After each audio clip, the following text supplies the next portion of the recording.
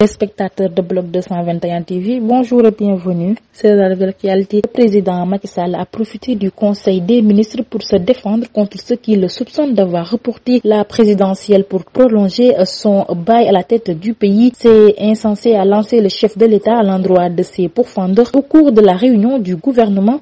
Selon l'observateur qui a rapporté l'épisode dans son édition de ce jeudi, Macky Sall a posé une question selon laquelle comment peut-on penser lier son acte à une volonté de rester au pouvoir pour encore 3 ou 10 mois. Le journal du groupe Futur Média ajoute par ailleurs que ce dernier trouve improbable qu'il s'accroche au pouvoir alors qu'un champ d'opportunité de carrière post-palais est ouvert devant lui. Il a assuré que son seul objectif en abrogeant le décret convoquant le corps électoral le 25 février est de laisser un pays uni au terme de sa présidence. La même source informe que Macky Sall a laissé entendre que ne pas reporter les élections dans un contexte de brouille entre l'Assemblée nationale et le Conseil constitutionnel au sujet de la vérification des parrainages aurait été un manquement de sa part. Certains membres du gouvernement n'ont pas manqué de dire au chef de l'État qu'il aurait mieux fait de laisser aux députés l'initiative du report. Après avoir participé au dernier dialogue national initié par le chef de la République Macky Sall, le leader de Taxawu Sénégal Khalifa Sall juge secondaire répondre à l'appel du chef de l'État qui a unilatéralement décidé de reporter la présidentielle initialement prévue le 25 février 2024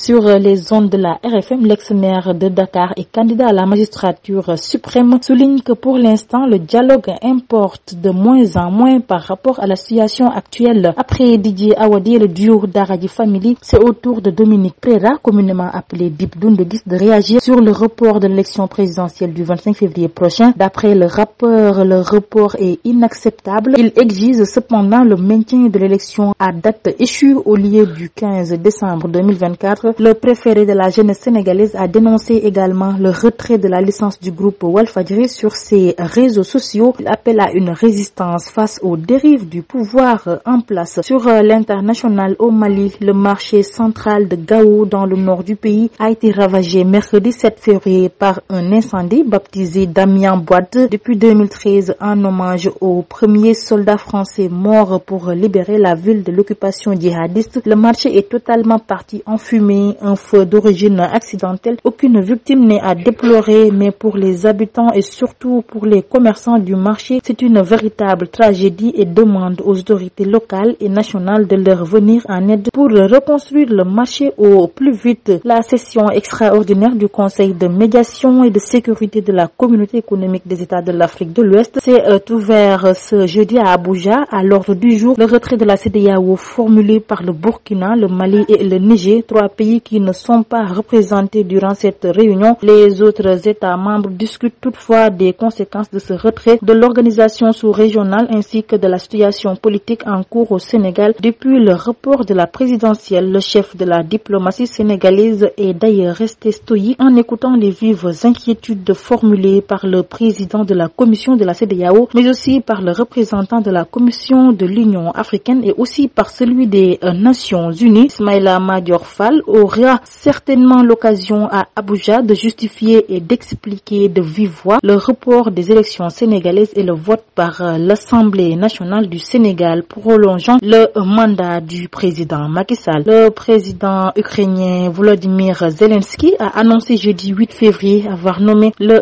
commandant en chef de l'armée de terre Oleksandr Syrsky comme nouveau chef d'état-major de l'armée ukrainienne en remplacement de Valery Zaluzny, mettant fin à plusieurs jours de spéculation autour de l'avenir de ce dernier. Valery Zaluzny, 50 ans, avait été nommé en juillet 2021. Ses réussites face à l'armée russe lui ont valu l'adulation de ses concitoyens et le respect de ses partenaires occidentaux, mais la tension montée depuis plusieurs mois entre lui et le président. Il s'agit ainsi du remaniement le plus important au sein de l'armée depuis le début de l'invasion russe. Un sport écarté des terrains depuis décembre dernier après une grave blessure au genou. Bouna Sarr voit enfin le bout du tunnel. Ce dernier est toujours dans les plans de son entraîneur puisqu'il figure sur la liste des joueurs retenus pour la Ligue des Champions par Thomas Tuchel qui a coché le nom de l'international sénégalais. Opéré du ligament croisé antérieur du genou gauche, le champion d'Afrique a été annoncé absent